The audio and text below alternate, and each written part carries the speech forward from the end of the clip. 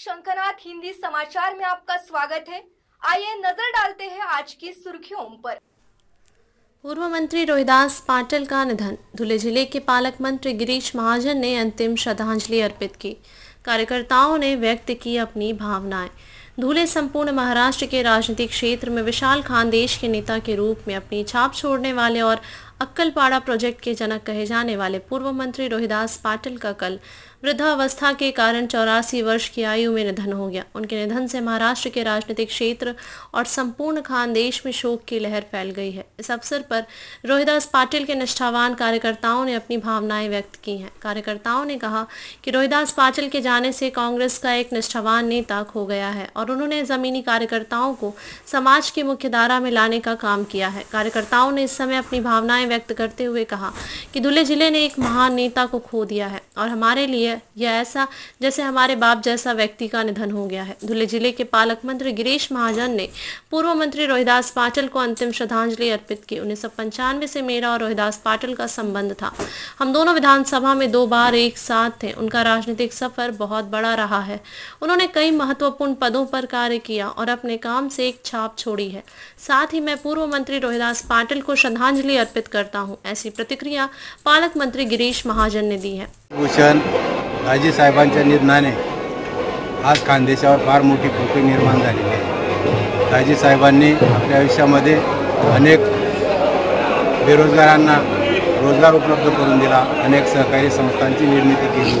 त्यात जवाहर सूतगिरणी असेल, इंजिनिअरिंग कॉलेज असेल, मेडिकल कॉलेज असेल, डेंटल कॉलेज असेल, जवाहर शिक्षण संस्था असेल, अनेक संस्थांची निर्मिती केली। अनेक तरुणांना शिक्षणाच्या संधी उपलब्ध करून दिल्या आणि अनेक लोकांचे गोरगरिबांचे ते पालनहार होते। अनेक लोकांना त्यांनी आपल्या आयुष्यामध्ये रोजगार निर्मिती देऊन आज रोजगारासाठी चांगल्या संधी दिल्या आणि चांगल्या प्रकारचं कुटुंब म्हणून या तालुक्याला जिल्ह्याला सांभाळण्याचं काम त्यांनी केलं। आयुष्यभर त्यांनी गोरगरिबांच्या सेवेसाठी गोरगरिबांचा तारणहार म्हणून काम केलं। असे आमचे थोर नेते आज गेल्याने खानदेशावर फार मोठी पोकळी निर्माण झाली आहे।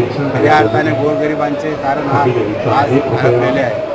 त्यांच्या पार्थिवावरती आपण अंत्यदर्शनासाठी आलेले होते, त्यांच्या पार्थिवाचे दर्शन देखील घेतले, काय सांगाल? अतिशय दुःखद बातमी काल रात्रीच मला कळाली। आमचे खरं म्हणजे माझे आणि दाजींचे संबंध असे 95 पासून आले।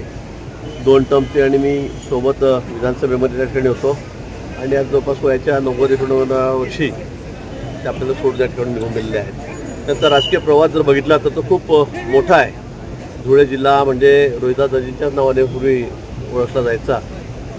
अनेक वर्ष त्यांनी लोकप्रतिनिधित्व या ठिकाणी या भागातलं केलं।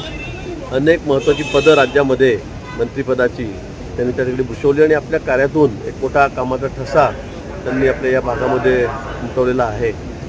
आणि आज त्यांचे सुपुत्र कुणाल बाबा हे सुद्धा त्यांचीच गादी, त्यांचाच वारसा या ठिकाणी चालवत आहेत। पण निश्चित त्यांच्या जाण्यामुळे सहकार क्षेत्र असेल, शिक्षण क्षेत्र असेल, राजकीय क्षेत्रामध्ये एक मोठी पोकळी या ठिकाणी निर्माण झालेली आहे। आज एवढ्या मोठ्या संख्येमध्ये जनसमुदाय तर म्हणजे यायला सुद्धा जागा नव्हती, ट्रॅफिक जाम झाला सगळीकडे धुळ्यामध्ये। इतक्या मोठ्या संख्येमध्ये सर्व जनसमुदाय त्यांना शेवटचा निरोप देण्यासाठी या ठिकाणी जमलेला आहे, येतो आहे। त्यावरूनच त्यांची लोकप्रियता, त्यांचं काम हे आपल्याला ठिकाणी कळतं आहे। म्हणून दाजींना मी शेवटची आदरांजली या ठिकाणी व्यक्त करतो। कुणाल बाबा, त्यांचे सर्व कुटुंबीय यांना। आज के हिंदी समाचार में बस इतना ही। फिर मिलेंगे देश भर में घटित अहम खबरों के साथ।